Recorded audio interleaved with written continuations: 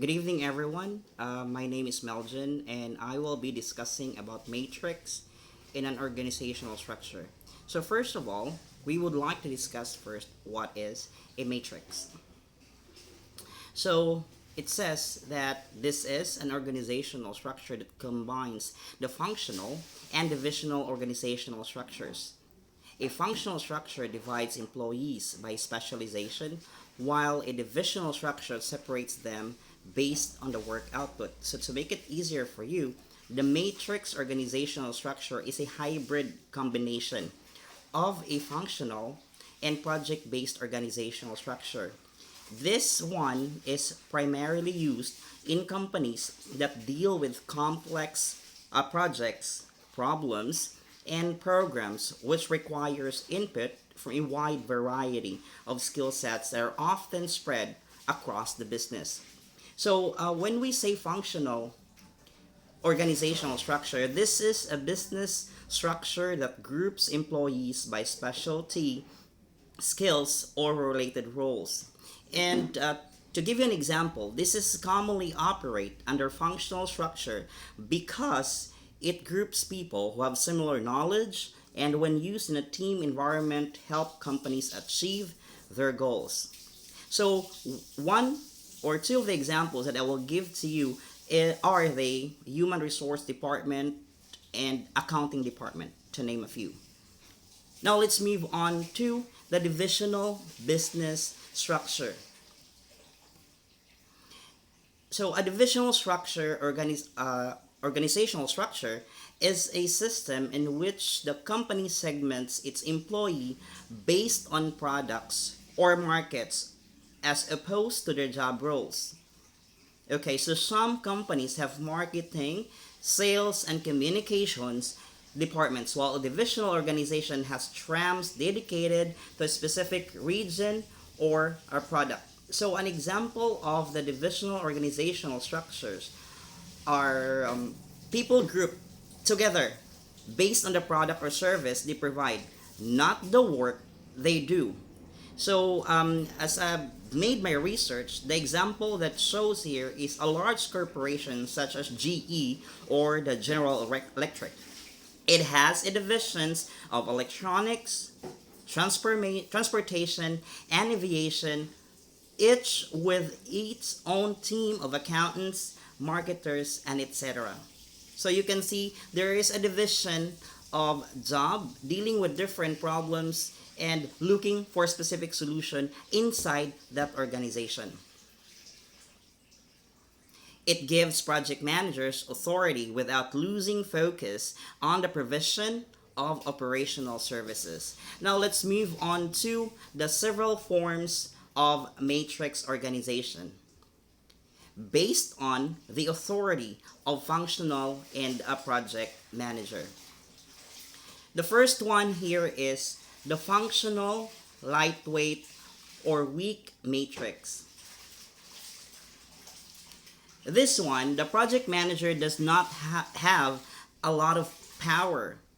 Typically, they serve in an administrative or coordinating capacity and rely on the functional managers to complete the tasks.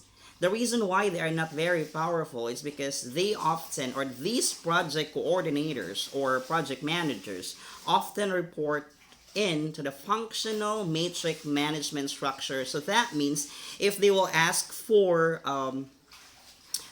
budget proposal, project proposal, they have to go through to HR department or accounting department for the budget that goes in with a project that they are proposing. Now let's move on to the middleweight or balance matrix. One in which a matrix management techniques is implemented to balance the project groups and functional groups levels of authority.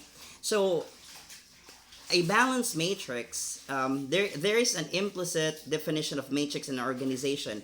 Now, the balanced matrix structure is one in which a matrix management strategy is put in place to balance the level of authority between the project group and functional group. So, in this kind of matrix, there is a group of functional organization and the project managers group. The project managers group composes of the project manager, project associate, and project supervisors, to name a few. Now, they have to work hand in hand with the functional organization to make the project works and finish it successfully.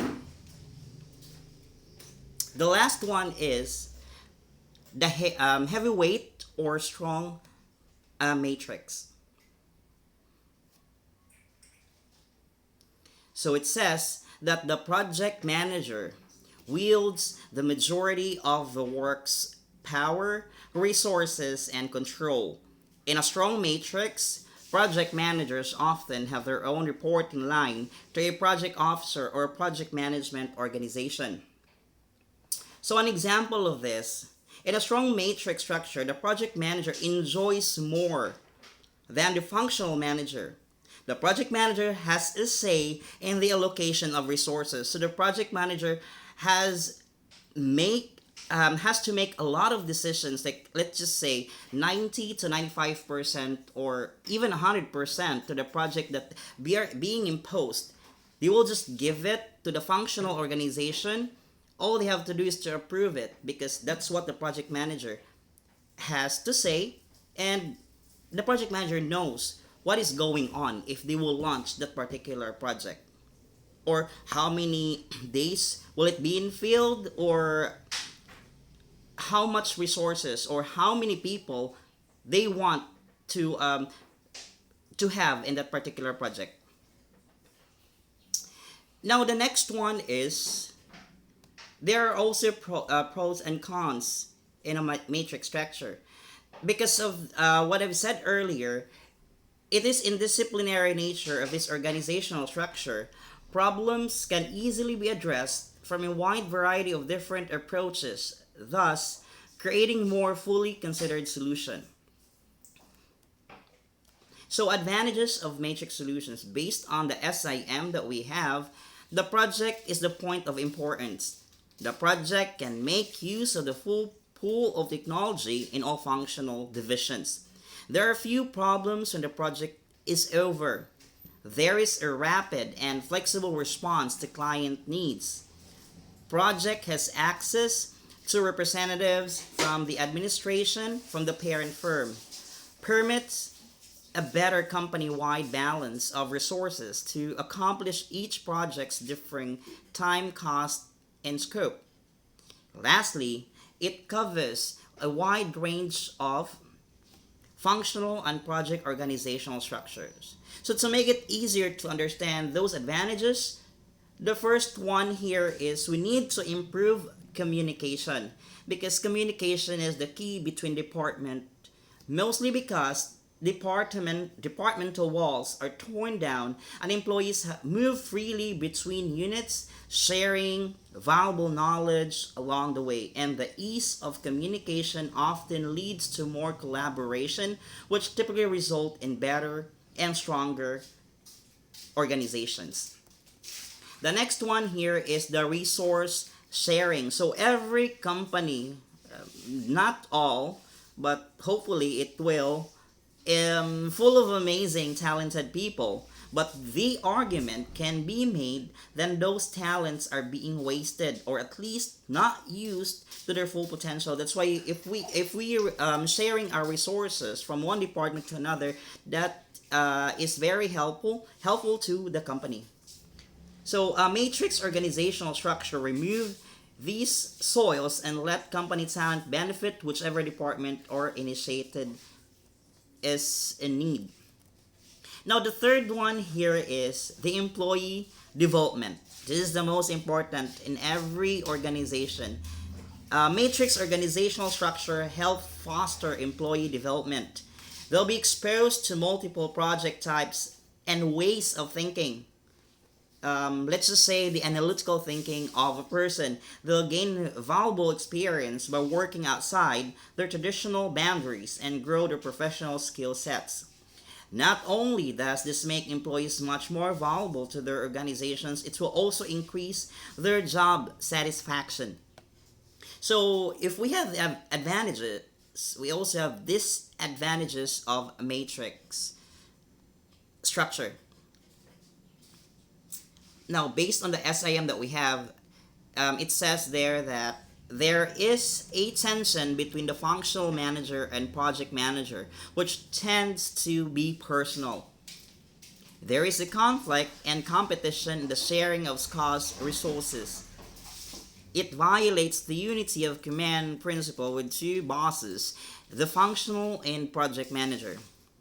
The last one, there is a delay in decision making due to the consideration of agreement with multiple groups. Now, I also have here a few examples of these to make it easier to explain and understand the disadvantages of matrix structures in an organization. The first one here is the confusion on who to report and where to report. While matrix organizational structure open to lines of communications, they can also make reporting more confusing. When employees have two bosses to report to, details can easily become jumbled. Additionally, the question of who's really in charge become less clear and sparks may fly between department and project managers if their purposes conflict. So the next one is the heavy workloads. It's possible in matrix organizational structure for employees to experience extremely heavy workloads. This can lead to low job satisfaction, burnout, and high levels of employee churn. This happens because team members are often tasked with extra duties in addition to their regular workload. This is really happening in an organization, regardless of there is a matrix structure or not. The functional organization and the project manager doesn't seem to meet each other halfway to make this easier for its people inside the organization. The third one is the additional expenses. Now, it often represents additional and sometimes significant expenses. In order to retain more managers, the department heads, plus the project managers, company payroll balloons, which obviously has an impact on the business bottom line. Furthermore, an organization may find it is forced to keep unpaid talent it doesn't use consistently. If it doesn't, it risks losing sought after skill set to a competitor. Again, this is also happening to an organization, regardless of there is a matrix structure or not. They have to choose between they need to keep the right people or they choose for the company's sake as well. If it's off budget or on budget within the company's ethics and rules. Now the next one, okay, let me just continue. Now the best project manager in the world are only valuable in business sense to an organization. When they're working out on project, if a company doesn't have enough project to keep the PM or the project manager busy, well, we can see how money is quickly wasted, but the alternative isn't desirable either. Now the last one that I am going to tackle is about the composite structure in an organization. So the composite structure is one of the that combines the functional, matrix, and projected organizational forms. A composite is made of two or more models that have been modified for a specific project for simplicity or to keep power under control. The majority of modern firms are composite in nature. Now, to give you a little more explanation about the composite structure, it says that it is basically a combination of all three organizational structures. But how is it possible? That is the question. How is that possible to combine those three? Now, come to think of it, it may be quite simple, but sometimes it is very complex. Within an organizational, there could be a certain project that are being managed following the balanced matrix organizational structure, while others could be following the projectized organizational structure. Now, a new project may pop up where it is beneficial for the team to follow the functional organizational structure. So within the same organization, we can see all structures being used, and this is by definition of a composite structure organization. It should be noted that in a functional organization, all projects follow the functional organization structure. Now, almost all modern organizations follow the composite organizational structure because this is a lot easier, and you can choose whether which one is way better than the other, or those three are all the same, and you have to put in your mind, your brain on it, and do some uh, brainstorming to have a successful result on every project. And that's it for tonight. Thank you so much, and have a great evening to all of you.